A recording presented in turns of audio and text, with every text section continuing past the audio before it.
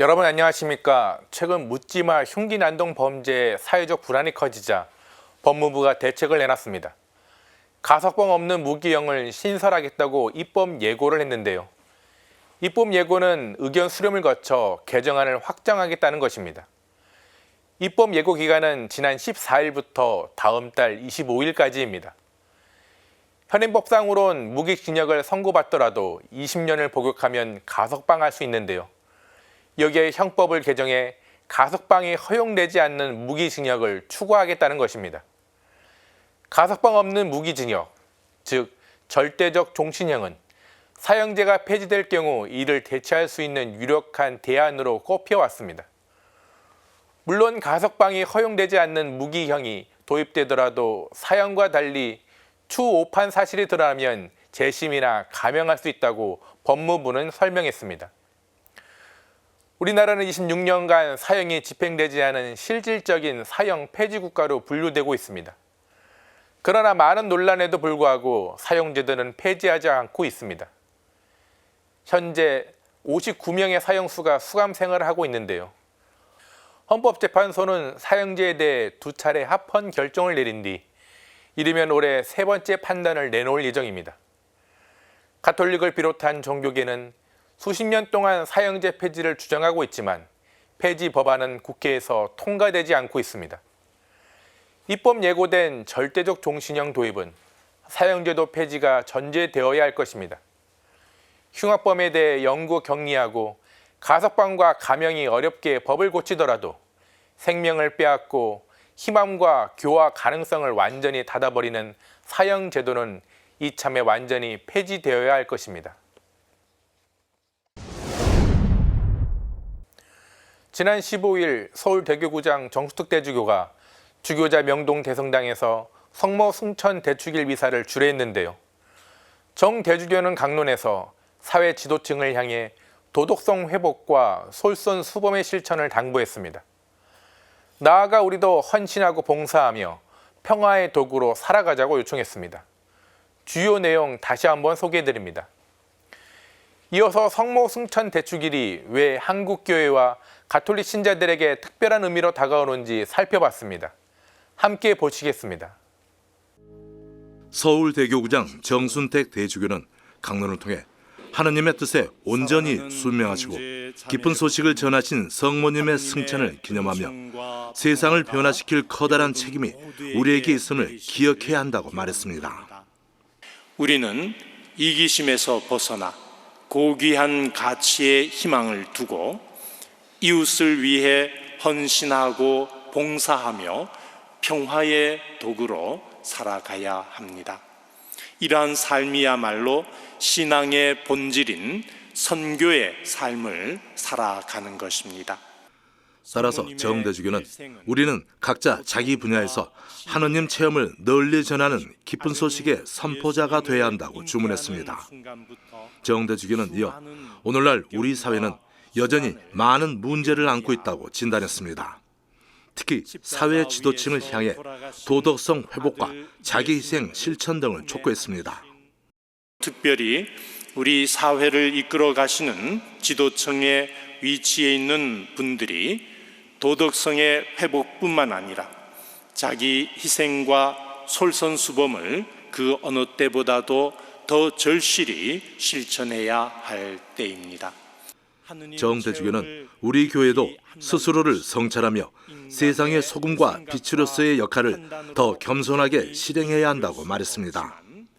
교회는 많은 사람들, 특히 가난하고 소외된 이웃을 외면하지 않고 그들과 더 적극적으로 함께 함으로써 성모님께서 기쁜 소식을 전하신 것처럼 많은 이들에게 하느님께서 주시는 빛과 희망을 선사할 수 있어야 합니다.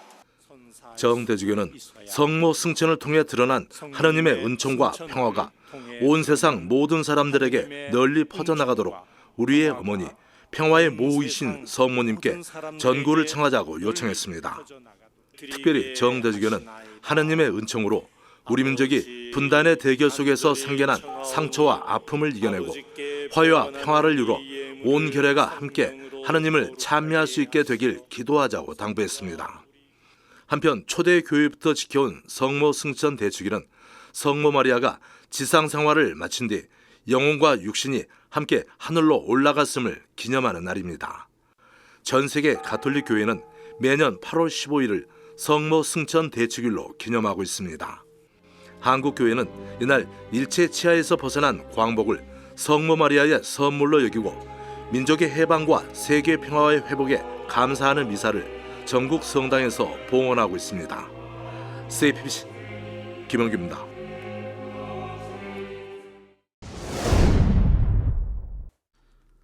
명동대성당에 내걸린 태극기가 눈에 들어옵니다. 우리 민족이 일제강점에서 해방된 광복절에 맞는 성모승천 대축일, 한국천주교회와 가톨릭 신자들이 민족의 해방을 성모님의 선물로 여기는 이유입니다. 여기엔 한국교회의 각별한 성모 신심의 역사가 자리하고 있습니다. 신앙 선조들은 묵주기도를 바치며 성모 마리아에 대한 사랑과 공경을 키웠습니다. 하지만 이러한 신자들의 성모 신심은 박해 시대 순교의 이유가 됩니다.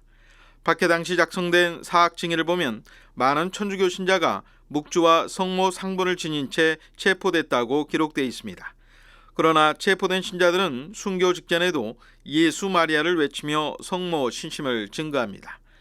한국 천주교회의 성모 신심은 19세기 프랑스 파리 예방 종교의 선교사들이 한국에 오면서 더욱 퍼져나갔습니다.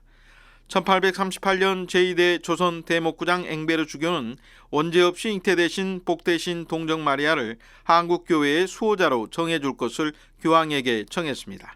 3년 뒤 그레고리오 16세 교황은 이를 승인했습니다. 한국 천주교회는 1898년 완공된 명동대성당을 원죄 없이 잉태되신 복되신 동정 마리아께 봉헌했습니다. 1984년 방한한 성 요한 바오로 2세 교황은 명동대성당에서 한국교회와 우리 민족을 마리아께 봉헌하기도 했습니다.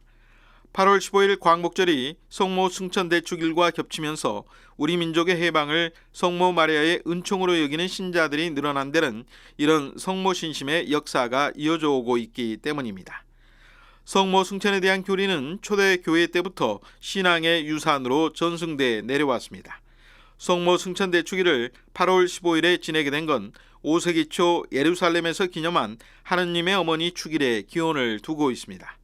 이후 성모 승천이 가톨릭 교회의 믿을 교리로 공식 선포된 건 불과 73년 전의 일입니다. 1950년 11월 1일 교황 비오 12세가 마리아의 몸과 영혼이 하늘의 영광의 부름을 받았다는 성모 승천 교리를 선포하면서입니다. 성모 승천 교리는 제2차 세계대전 후 참혹했던 절망의 시기에 그리고 전쟁의 기운이 끊이지 않고 있는 오늘날 한반도와 전 세계에도 특별한 위로와 희망의 메시지가 되고 있습니다. CPBC 윤재선입니다. 정의구현 전국사제단이 매주 월요일 전국을 돌며 봉헌해온 시국미사가 막을 내렸습니다. 사제단은 윤석열 정부의 실정을 비판하며 하반기에도 시국미사를 이어가겠다고 밝혔습니다. 현장에 기자가 다녀왔습니다. 정의구현 사제단의 마지막 시국미사 장소인 서울 숭례문 앞은 미사 시작 전부터 경찰과 보수단체들의 한데 몰려 어수선했습니다. 미사 참석자들은 주변 상황에도 아랑곳하지 않고 묵묵히 자리를 지키며 묵주기도를 바쳤습니다. 사방이 어둑해질 무렵 사제들의 입당 행렬이 시작됐습니다. 정의구현 사제단의 마지막 시국미사는 경찰과의 충돌로 제대가 늦게 마련되면서 예정된 시각보다 30분이나 늦게 시작됐습니다. 이곳 시청역 앞은 신자와 시민들로 발디딜 틈이 없는 상황입니다. 사제 100여 명과 수녀 300여 명, 그리고 15,000여 명의 신자와 시민이 함께한 미사. 미사를 주례한 정의구현 사제단 비상대책위원장 송년홍 신부는 문제가 생길 때마다 전 정권 탓을 하는 윤석열 정부를 질타했습니다. 무능하고 무책임하고 무지하고 막무가내 그 자체입니다. 모든 것을 남 탓으로 돌립니다. 미사 중엔 성명서도 발표됐습니다. 사제단은 잇따른 재난 상황에서 정부가 보여준 비정함을 아프게 지적했습니다. 이태원 길바닥에서 수백 청년들이 깔려 죽어도 수십 시민들이 지하차도에 잠겨 죽어가도 손가락 하나 움직이지 않던 비정이 떠올라 소름 돋아. 신자들은 피켓을 흔들고 구호를 외치며 시국미사에 적극적으로 참여했습니다. 미사는 세계 일본군 위안부 기리미를 기억하는 지향으로 함께 봉헌됐습니다.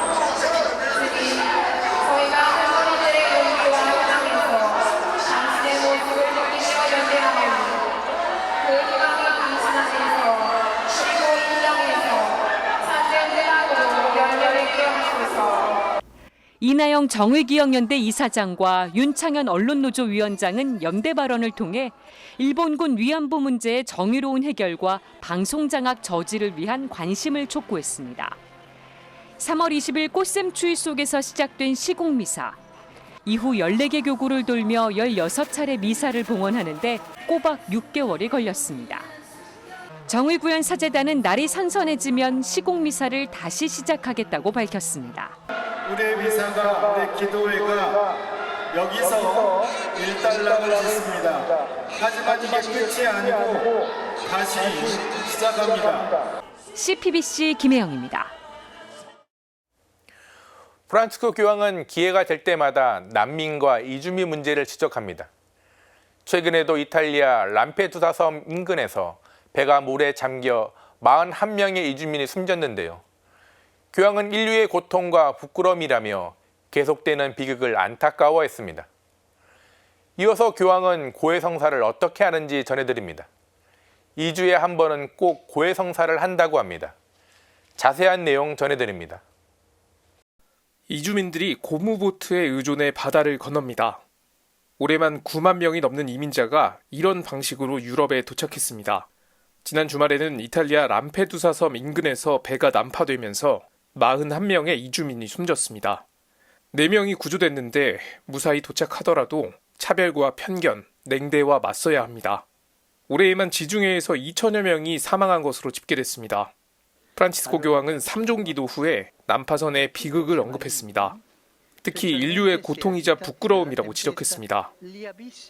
Un altro tragico naufragio è accaduto alcuni giorni fa nel Mediterraneo. 41 persone hanno perso la vita. Ho pregato per loro e con dolore e vergogna dobbiamo dire che dall'inizio dell'anno già quasi 2000 uomini, donne e bambini sono morti in questo mare cercando di raggiungere l'Europa. 이어 난민 문제 해결을 위한 지속적인 노력을 강조했습니다. È una piaga aperta nella nostra umanità. Incoraggio gli sforzi politici e diplomatici che cercano di sanarla in uno spirito di solidarietà e di fratellanza, come pure l'impegno di tutti coloro che operano per prevenire i naufragi e soccorrere i naviganti. 다음 달에는 난민 이주민 문제를 다루는 회의가 예정돼 있습니다. 교황은 다음 달 23일 프랑스 마르세유에서 열리는 지중해 주교단 회의에 참석할 예정입니다.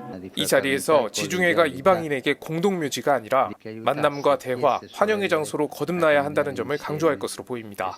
CPBC 맹영균입니다. 프란치스코 교황은 가끔 신자들의 죄의 고백을 듣습니다. 그러면서 두려워하지 말 것을 강조합니다. Non abbiate paura di vergognarci. Non abbiate paura. Quando proviamo vergogna dobbiamo essere grati. Vuol dire che non accettiamo il male. E questo è buono. 교황은 즉위 직후 자신도 정기적으로 고해성사를 하러 간다고 말한 적이 있습니다. Anche il Papa si confessa ogni 15 giorni, perché il Papa anche è un peccatore.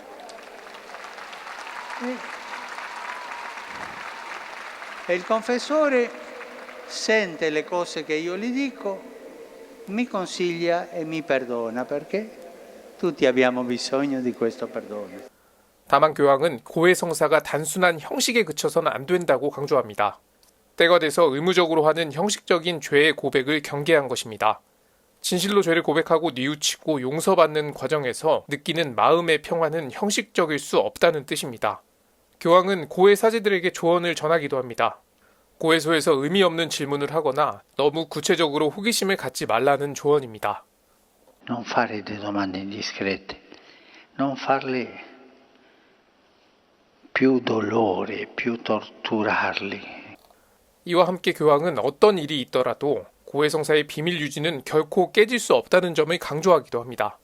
심지어 범죄와 연루됐어도 이런 원칙은 유지됩니다. 고해사제는 하느님께 죄를 고백할 수 있도록 연결하는 중재자일 뿐이기 때문입니다. CPBC 맹영준입니다. 이번에는 가톨릭 신자라면 누구나 미사 때 모시는 성체에 대해서 알아보겠습니다. 성체의 형상 안에 예수 그리스도가 현존하는 믿음과 성체에 대한 공경을 표현하는 것이 성체 신심인데요. 이 가운데 성체조배는 감시단에 모신 성체를 개인이나 공동체가 기도하며 경배를 드리는 것을 말합니다. 성체조배가 활성화되면서 본당 공동체가 활성화되고 있는 본당을 소개해드립니다. 지난 주말 서울 역천동 성당 성체조배실입니다. 초등부 주일학교 학생들이 성체조배에 여념이 없습니다. 금방이라도 장난을 칠 것 같은 아이들이지만 성체조배에 임하는 모습은 어른 못지 않습니다. 성체조배는 성체의 형상 안에 하느님의 아드님이신 예수 그리스도가 현존한다는 믿음을 기도하고 경배드리는 신심 행위입니다. 성체에 대한 흠숭과 존경을 표현해온 초대교회 전통에 따른 겁니다. 성체조배로 하여금 신자들이 주님과 내면적으로 만나면서 그리스도의 참된 말씀을 깊이 새기기 위한 시간입니다. 성체조배를 하는 목적은 성체 안에 살아계신 예수 그리스도와의 인격적 만남을 통해 영적인 힘을 얻기 위해서입니다. 서울 역천동 본당은 지난해 2월 임승철 주임 신부 부임 이후 코로나19로 중단됐던 각종 신심활동 장려에 적극적으로 나섰습니다. 지난해 12월엔 교리실 2개를 리모델링해 올해 2월 성체조배실을 완성했습니다. 성체조배실 있었으면 좋겠다 이런 이야기를 했는데 다행히도 작년에 정말 임승철 토마스 아퀴나스 신부님이 오셔가지고 정말 이 성체의 신심을 너무 강조를 하셔가지고 저희가 이렇게 맞은 것 같아요. 저희 마음을 너무 이렇게 헤아려 주셔서 너무 감사합니다 하면서 성체조배실을 만든 결과는 놀라웠습니다. 6개월도 채 되지 않아 참여 신자 수가 1000명을 넘어선 겁니다. 거기에 1000여 명 이상 이렇게 참여한다는 것이 저 자신이 놀라운 거예요. 주일학교 학생들이 이렇게 성체조배방에서 꽉 차서 기도한다는 것이. 역천동 본당은 성체 신심뿐 아니라 신자들이 말씀에도 맞들일 수 있도록 노력하고 있습니다. 올해 본당이 사목 목표를 성경 100주간 우리의 희망, 성체조배 우리의 평화로 정한 것도 이 때문입니다. 성체조배에 참여하는 신자들뿐 아니라 성경 100주간에 참여하는 신자 수가 본당 교적 신자 수의 10%인 500명에 이르면서 본당 분위기는 달라졌습니다. 신부님께서 이 말씀을 괜히 선포하는 게 아니구나 그런 진짜 직접 체험을 제가 옆에서 이제 했습니다. 그러면서 저희들이 그 전에는 이제 이렇게 모이면 사담이나 뭐 여러 가지 뭐 먹을까 어디로 놀러 갈까 이제 이런 대화들을 주로 많이 했는데 지금은 저희들이 성경이 어디까지 나갔냐 저희들이 중심이 성경이 되고 있는 거에 대해서 굉장히 놀랍기도 하고. 서울대 교구장 정순택 대주교는 올해 사목 목표를 선교 정신으로 재무장하여 새롭게 출발하는 교회로 삼고 다양한 신심활동을 적극적으로 장려하고 있습니다. 팬데믹으로 침체된 본당 공동체의 활성화를 위해서는 신심단체 활성화가 절실해 보입니다. CPBC 이희입니다. 오는 23일 처서가 지나면 더위도 한풀 꺾일 듯한데요. 불볕더위가 지나가더라도 기후위기로 인한 극한 폭염은 앞으로도 계속될 것으로 보입니다. 더울 때 반짝 법안 마련을 위해 분주하다가도 더위가 가시면 관심도 식는 폭염 대책 관련 법안에 대해 알아보겠습니다. 이어서 기후플레이션이란 신조어를 소개해드립니다. 기후플레이션은 올해 극단적인 폭염과 폭우 등 이상기후로 만들어진 용어인데요. 이로 인해 밥상 물가는 물론 전 세계적인 식량 위기가 고착화될 거라는 우려가 커지고 있습니다. 어떤 내용인지 전해드립니다. 더위에도 유독 취약한 계층이 있습니다. 건설 노동자와 같은 야외 노동자, 60대 이상의 고령층, 쪽방촌과 같은 열악한 장소에 거주하는 이들입니다. 최근 가장 더웠던 여름은 2016년과 2018년입니다. 2018년엔 폭염 사망자 수가 역대 최다였습니다. 그래서인지 20대 국회에서 폭염으로부터 노동자 등 취약계층을 보호하는 관련 법안이 29건이나 발의됐는데 모두 회기 만료로 폐기됐습니다. 이 가운데 12건은 2018년에 발의됐습니다. 내용을 살펴보면 더운 여름철 취약계층의 전기세나 전기부가가치세를 감면해주는 전기사업법 일부 개정 법률안 등 12건, 건설 노동자 등 야외 노동자 보호를 위해 폭염에는 고용노동부 장관이나 지자체가 사업주에게 직접 작업 중지 명령을 내릴 수 있도록 한 산업안전보건법 일부 개정 법률안이 8건입니다. 이 밖에 폭염 대피소 마련을 의무화하는 등 취약계층을 보호하는 기타 법안도 9건 발의됐습니다. 하지만 모두 상임위 문턱은 넘지 못했습니다. 21대 국회에서도 비슷한 내용의 법안들이 19건이나 발의돼 있습니다. 그런데 이번 국회에서도 이 법안들이 상임위에서 제대로 된 논의 한번 못 해보고 폐기되는 것 아니냐는 우려가 나오고 있습니다. 곧 국정감사인데다 내년 4월 총선까지 회기가 얼마 남지 않았기 때문입니다. 다만 여야 모두 관련 법안을 이달 중 해당 상임위 법안소위에 올려 논의할 것이라는 강한 의지를 보였습니다. 특히 국회 환경노동위원회 여당 간사인 이미자 의원 측은 오는 22일 예정인 법안심사소위에서 산업안전보건법 일부 개정 법률안을 상정할 것이라고 밝혔습니다. 임 의원은 20대 국회에서도 건설공사 등을 하는 사업주에게 폭염에는 직접 작업 중지를 명할 수 있도록 하고 이로 인해 감소한 노동자 임금에 대해서는 정부가 보조할 수 있도록 하는 법안도 대표 발의한 바 있습니다. 민주당도 마찬가지입니다.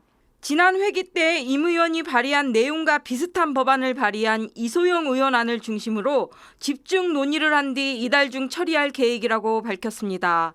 환노위가 이제 8월 임시국회 때 법안 소위도 추가적으로 열 예정이기 때문에 관련해서 폭염 관련된 민주당이 제출한 법안들 논의가 될 수 있도록 저희는 당 차원에서 적극 지원할 예정입니다. 노동계도 폭염 대책에 시급한 법제화를 촉구했습니다. 노동부가 매년 발표하는 폭염 대책이 법제화되었으면 좋겠다. 그래서 무더위 시간대에 그 노동 시간을 단축하거나 조정하거나 혹은 이제 중지를 하게끔 되어 있는데 그것들이 법제화되는 내용이 담겨 있으면 좋겠다라는. 국회가 대책 마련에 서둘러 내년에는 무더위로 인한 안타까운 사고가 없기를 희망합니다. CPBC 김현정입니다. 공동의 집 지구촌엔 올해도 극한 폭염과 폭우, 가뭄 등 이상기후가 끊이지 않고 있습니다. 스페인어로 남자아이 또는 아기 예수를 뜻하는 엘니뇨가 4년 만에 전 세계 곳곳을 덮쳤기 때문입니다. 엘니뇨는 바다 표면의 온도가 6개월 이상 평균 수온보다 0.5도씨 이상 높아지는 현상을 말합니다. 문제는 극단적인 이상기후가 이제부터 시작이라는 것. UN 세계기상기구 등은 엘니뇨 영향이 본격화하는 내년에 이상기후 현상이 더 심해질 거라는 관측을 내놨습니다. 엘니뇨는 이상기후뿐 아니라 기후플레이션까지 몰고 왔습니다. 기상이변으로 농작물의 작황이 부진해짐에 따라 채소류 등 식품 물가가 오르는 현상을 말하는데 기후와 인플레이션을 합친 신조어입니다. 가뜩이나 오르는 물가 상승률에 이상기후가 상승폭을 더 키우고 이런 현상이 매년 누적된다면 상황은 더 심각해질 수밖에 없습니다. 유럽중앙은행과 독일 포츠담 기후영향연구소는 기후위기가 전 세계 물가 상승률을 0.67%포인트 더 끌어올렸다고 평가했습니다.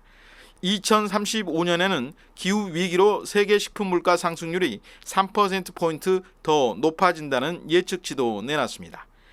이상기후로 인한 기후플레이션은 우크라이나 전쟁 등과 맞물려 식량 위기를 구조적으로 고착화할 거라는 우려도 키우고 있습니다. 지난해 말 현재 식량 수출의 빗장을 걸어잠근 국가는 세계 최대 쌀 수출국인 인도를 비롯해 27개 나라에 이릅니다.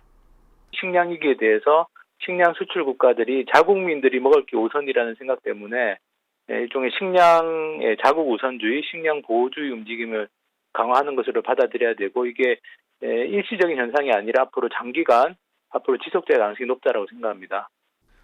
우리나라는 여전히 쌀을 제외한 곡물 자급률은 바닥 수준입니다. 지난 2020년부터 3년간 평균 곡물 자급률은 20%에도 미치지 못합니다. 경제협력개발기구 OECD 국가 가운데 최하위권입니다. 국제 곡물 가격 급등과 식량 보호주의 움직임에 매우 취약할 수밖에 없습니다. 연간 수요량의 80%를 수입에 의존하는 세계 7위 곡물 수입국인 탓입니다. 그럼에도 농경지 규모는 2013년부터 해마다 줄어들고 있습니다. 산업단지나 각종 개발사업 명목 등으로 해마다 사라지는 농지는 여의도 면적의 80배를 넘습니다. 지금 농지가 계속 감소하고 있고 농민들은 계속 고령화되고 또 줄어들고 있는 추세이기 때문에 농지도 줄고 농민도 줄어드는데 식량 자급률을 올린다는 건 그야말로 탁당 공론일 뿐입니다. 농지 확보 대책이나 농민들이 농사를 지을 수 있도록 소득을 보장하고 농산물 가격을 보장하는 정책이 뒷받침돼야만 식량 자급률을 올린다는 목표를 달성할 수 있을 거라고 생각합니다. 이상기후로 인한 물가 상승이 경제적 고통과 국가 간 무역 불균형을 심화시킬 수 있다는 점에서 정부의 실효성 있는 대책 마련이 필요해 보입니다. CPBC 윤재선입니다. 지난주에 이어 두 번째 조세정의 기획보도 전해드립니다. 서울대교구 정의평화위원회가 검찰의 방만한 특수활동비 사용은 개선될 필요가 있다고 밝혔습니다. 아울러 국민들도 국가기관의 세금 사용 문제에 관심을 가질 필요가 있다고 말했습니다. 어떤 내용인지 함께 보시겠습니다. 이어서 광주대교구와 대구대교구가 최근 성직자와 수도자, 신자들에게 장애인들을 위한 사목적 배려와 관심을 당부했다는 소식도 함께 전해드립니다. 서울대교구 정의평화위원장 하성영 신부는 검찰의 특수활동비 깜깜이 집행은 문제라고 지적했습니다. 본래의 목적에 벗어나는 것들을 특수활동비라는 부분으로 모아서 이제 국민들에게 공개하지 않는 것으로 만들어낸 예산으로 이용되어 왔고 또 그렇게 집행되고 있는 것은 문제라고 생각을 합니다. 국민의 세금으로 충당되는 검찰 특수활동비의 기본 전제는 투명한 사용이라고 강조했습니다. 납세의 의무가 헌법에 규정된 국민의 4대 의무인 만큼 그 세금을 잘 사용하는 것도 국가기관의 의무이기 때문입니다. 국민들에게만 의무적으로 부여하기보다는 국민들에게 그렇게 의무로 부여해서 세금을 걷어간 것에 대해서 집행해야 하는 기관에 대해서도 그 기관이 그것을 투명하고 그다음에 사람들에게 공개할 수 있을 만큼의 책임감 있는 자세로 운영하는 것은 필요하다고 보이는데요. 또한 이를 강제하는 방안 마련의 필요성도 거론했습니다. 앞서 지난달 정의당 장혜영 의원이 법 제정에 나서기도 했습니다. 장 의원은 특활비 지출 증빙의 의무화와 집행지침 마련 등을 핵심으로 하는 국가재정법과 국고금관리법의 일부 개정 법률안을 공동 발의할 의원을 모으고 있습니다. 다만 하 신부는 국회 입법뿐 아니라 국민동의청원 등 국민의 적극적인 참여를 통한 개선 방안 마련이 필요하다고 말했습니다. 국회를 통해서 이제 법을 만들어내는 노력들도 해야 되겠지만 행정부 발의를 통해서든 아니면 국민들의 국민 발의를 통해서든 이 특수활동비나 아니면은 이제 정부기관에서 공공기관에서 그 세금을 투명하게 운영할 수 있는 감시 아니면 제도를 만들어내는 데에 국민 여러분들이 더 많은 관심을 가져야 한다고 생각을 합니다. 국회도 과거 특활비를 오남용했던 전례가 있는 만큼 국회에만 맡겨서는 안 될 일이라는 겁니다. 그러면서 항상 깨어있으라는 복음 말씀의 진정한 의미를 되새기자고 강조했습니다. 나와는 뭐 상관없을 수도 있고 아니면 직접적인 데 이해관계가 없는 거라고 하더라도 우리가 살아가는 세상 안에서 만나는 사람들, 일들 그 안에서 다른 사람들에 대해서 관심을 가지고 그리고 서로가 서로에 대해서 도와주고 서로가 서로에 대해서 협조하는 것을 위해서 예수님께서 늘 깨어있으라고 말씀을 하시는 거잖아요. CPBC 김현정입니다. 광주대교구는 지난달 17일 총대리 김영권 신부 명의의 공문을 발표했습니다. 공문에서 김 신부는 최근 교회 안팎에서 장애인과 관련한 이야기를 자주 접하고 있다면서 이는 하느님 백성의 대화에서 이루어진 4가지 주제 중에서 어려운 이들을 찾아가는 교회와도 연결된다고 강조했습니다. 김 신부는 장애인에 대한 교회의 변화가 필요하다고 강조하고 장애인과 더욱 함께하는 교회의 모습을 더욱 권고했습니다. 통계에 의하면 장애인으로 등록된 인구수는 우리나라 전체 인구 가운데 5.2%인 265만 2,860명입니다. 김 신부는 주일 미사에 참여하는 신자 수가 500명이라고 가정하면 비율상 그중 26명이 장애인인데 성당에서 장애인을 마주하는 일은 쉽지 않다고 설명했습니다. 특히 공동체 생활에 참여하는 장애인은 더욱 보기 어렵다는 점을 지적했습니다. 그러면서 그동안 본당 공동체 안에 장애인을 끌어안으려는 노력이 부족했다는 방증이기도 하다고 덧붙였습니다. 김 신부는 교회가 장애인과 노약자 등 몸이 불편한 이들에게 사랑과 관심을 보이고 신앙 안에서 편견 없이 그들과 하나 될 수 있도록 노력해야 한다면서 장애인에 대한 도움과 연대의 태도가 필요하다고 재차 강조했습니다. 아울러 독서, 보편지향기도, 예물행렬 등 장애인이 비장애인과 함께 전리에 능동적으로 참여하도록 사제들의 사목적 배려와 관심을 요청했습니다. 대구대교구는 휠체어를 이용하는 장애인들을 위해 성당 안에 장애인 배려석을 마련하기로 했습니다. 대구대교구는 7월 28일자 공문을 통해 성전 내 장애인 배려석이 따로 마련돼 있지 않아 휠체어 이용 교우들이 미사 참여 때 불편함을 겪고 있다고 지적했습니다. 장애인과 비장애인이 구분 없이 모든 교우가 함께 신앙생활을 할 수 있도록 성전 내 별도의 장애인 배려석을 마련해 줄 것을 교구 모든 본당에 협조를 요청했습니다. 대구대교구는 장애인 배려석은 안전한 이동과 시야 확보를 위해 가능한 한 제대 가까이나 적당한 공간에 본당에 필요한 수요를 파악해 실정에 맞게 설치해달라고 당부했습니다.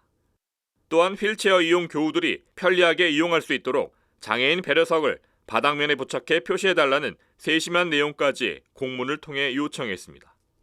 CPBC 이힘입니다.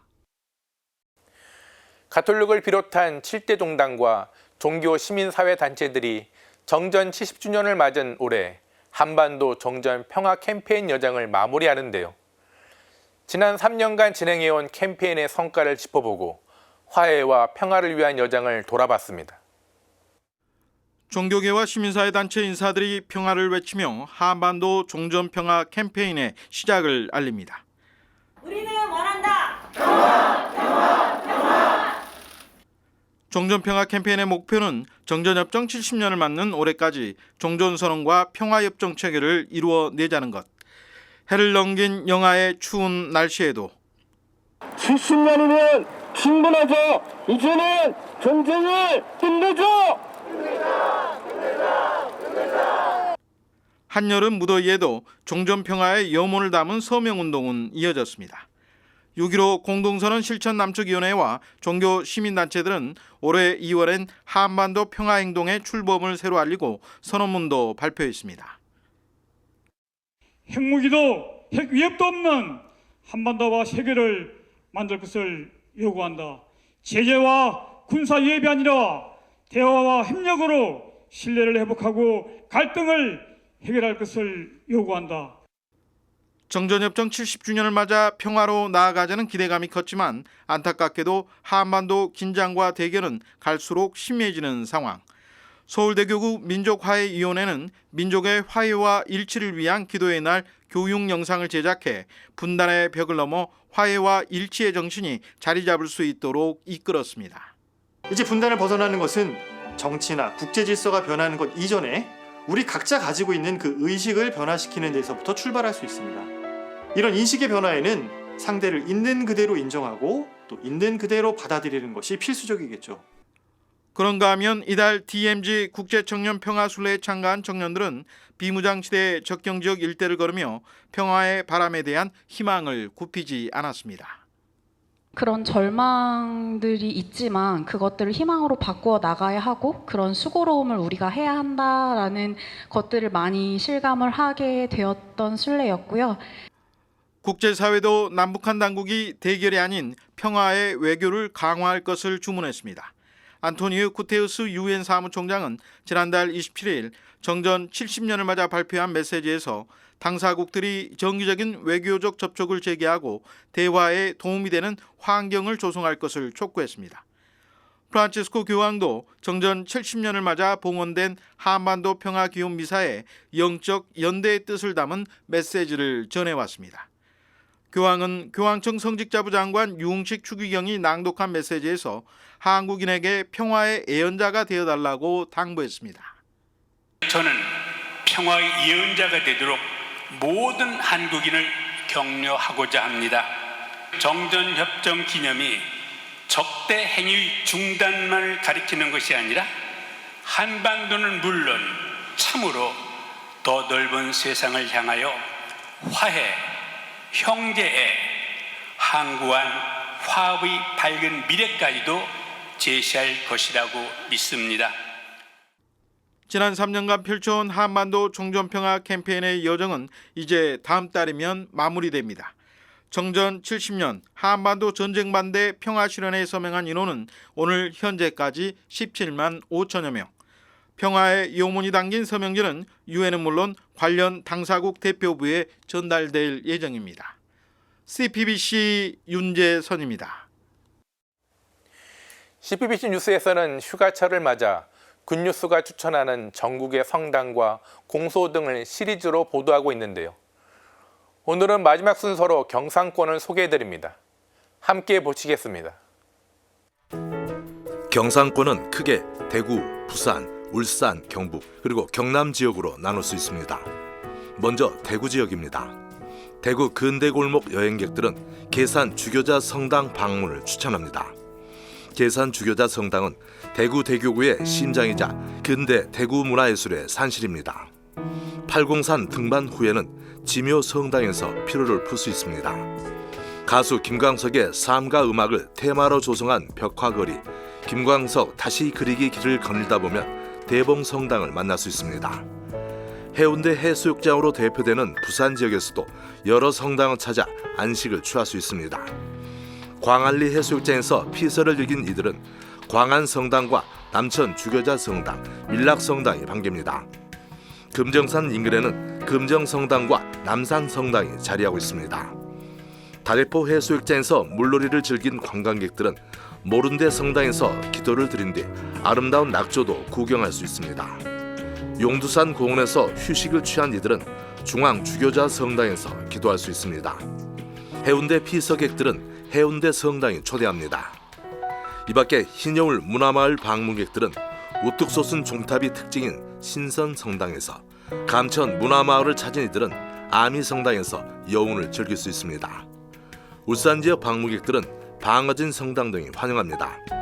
간절곶과 나사리, 임랑해수욕장에서 피서를 만끽한 이들은 길천성당을 찾아 기도할 수 있습니다. 일산 해수욕장 인근에는 스테인글라스의 색이 화려한 방어진 성당과 전하성당이 자리하고 있습니다. 태화강 신리대 숲 국가정원을 찾아 휴식을 취한 이들에겐 우정성당 방문을 권합니다. 경북 지역 방문객들은 성건성당과 구룡포성당 등을 만날 수 있습니다. 경주 유적지와 보문 관광단지를 들러 우리 역사를 감상한 뒤 성건성당과 성동성당을 찾아 편안한 휴식을 취할 수 있습니다. 구룡포 해수욕장과 호미곶 해맞이 광장 방문객들은 구룡포 성당을 만날 수 있습니다. 안동 하회마을을 찾은 이들은 안동교구 50주년 기념 성당인 갈천 마티아 성당이 반깁니다. 월포, 칠포, 화진 해수욕장 피서객들은 흥해 성당에서 안식을 찾을 수 있습니다. 직지 문화공원 방문객들은 대신성당과 평화성당에서 기도할 수 있습니다.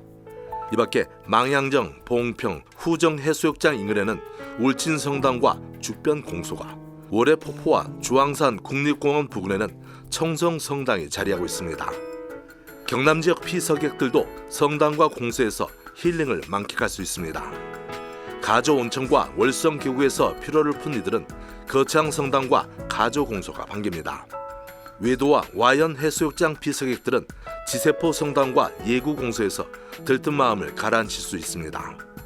명사, 여차, 학동, 한목 해수욕장 피서객과 해금강 방문객들은 거제시 천주교 요람인 탑보 공소에서 공소예제를 지킬 수 있습니다. 비진도, 소매물도, 한산도 등 섬 일대 관광객들은 태평동 성당에서 기도할 수 있습니다. 지리산 백무동과 뱀사골, 마천 일대에서 휴가를 즐긴 이들은 함양성당과 문정공소에서 평온을 찾을 수 있습니다. 지리산 중산리 방문객들은 산청성당과 덕산공소에서 쉬어갈 수 있습니다. CPBC 김영규입니다.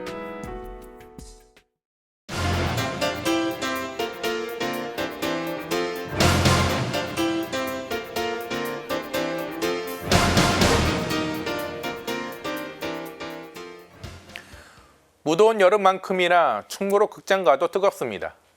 극장가가 예년만 못하다고 하더라도 뜨거운 열기를 피해 사람들은 극장을 찾았습니다. 극장에는 외화를 비롯하여 많은 한국 영화가 개봉했지만 아직까지 범죄도시 3편의 흥행을 넘는 영화는 없습니다. 전편처럼 범죄도시 3편은 1000만 관객이 보았습니다. 무엇보다 범죄도시의 재미는 마동석 배우가 연기한 마석도 형사의 호쾌한 액션입니다. 영화에서 마석도 형사는 최악의 악당을 마주합니다. 악당의 거대한 힘에도 마석도 형사는 커다란 덩치에서 나오는 호쾌한 주먹으로 악당을 체포합니다. 물론 영화를 보는 관객들은 주인공의 액션을 통해 통쾌함을, 현실이 없는 영웅의 모습을 통해 대리 만족을 느낍니다. 그런데 영화 범죄와 전쟁을 벌이는 마석도 형사가 현실에 등장하면 어떨까요? 사회를 교란하는 반국가 세력들이 여전히 활기를 치고 있다. 지난 15일 제78주년 광복절 경축식에서 윤석열 대통령은 공산 전체주의를 맹종하는 세력들이 여전히 우리 사회에 있다고 말했습니다. 그 세력은 민주주의 운동과 인권 운동과 진보주의 행동가로 위정하여 허위 선동과 야비하고 폐륜적인 공작을 일삼아 왔다고 했습니다. 공산 전체주의 세력과 그 세력의 맹종 또는 추종하는 세력에게 굴복할 수 없다고도 했습니다. 또한 대통령은 카르텔과의 싸움도 벌이고 있습니다. 어떤 사건이 터지면 대통령은 악당을 지목합니다. 악당은 보통 카르텔로 불립니다. 태양광 카르텔, 건설 카르텔, 교육 카르텔 등 이권을 나누어 먹는 카르텔이 대한민국에 존재한다고 맙니다. 그리고 카르텔을 조사하거나 감사하거나 수사해 범죄 혐의를 발견하고 구속하여 재판에 넘깁니다. 원래 담합이라는 뜻의 경기학 용어인 카르텔은 지금 대통령 앞에서는 범죄 집단을 말합니다. 그리고 대통령은 카르텔이나 반국가 세력과 싸움만 하지 않습니다. 어떤 이들에게는 한없는 관대함으로 악당의 죄를 용서하기도 합니다. 올해에도 대통령은 광복절 특별 사면을 했습니다. 특별 사면에는 업체 선정 외압으로 징역형을 받은 전 장관, 수백억대 횡령 배임으로 복역하던 그룹 창업자, 세월호 유가족을 사찰한 기무사 참모장 등이 포함되어 있습니다. 국민의힘 소속 김태우 전 강서구청장의 경우에는 유죄 확정 3개월 만에 특별 사면되었습니다. 아무리 특별 사면인 대통령의 권한이라도 이번 특별 사면은 삼권 분립의 한 축인 사법부에 대한 조롱입니다. 이번 광복절 경축식에서 윤석열 대통령은 대통령 취임식 때 매었던 넥타이를 매었습니다. 초심으로 돌아가겠다는 의지를 표현한 것이겠지요. 대통령의 초심은 공정과 상식입니다. 대통령을 당선시킨 국민들도 공정과 상식이 있는 나라를 만들어 달라고 윤 대통령에게 원했습니다. 당선 수락 연설에서도 윤 대통령은 대통령 취임식을 우리가 알던 공정이 돌아오고 우리가 알던 상식이 돌아오는 날로 만들겠다고 했습니다.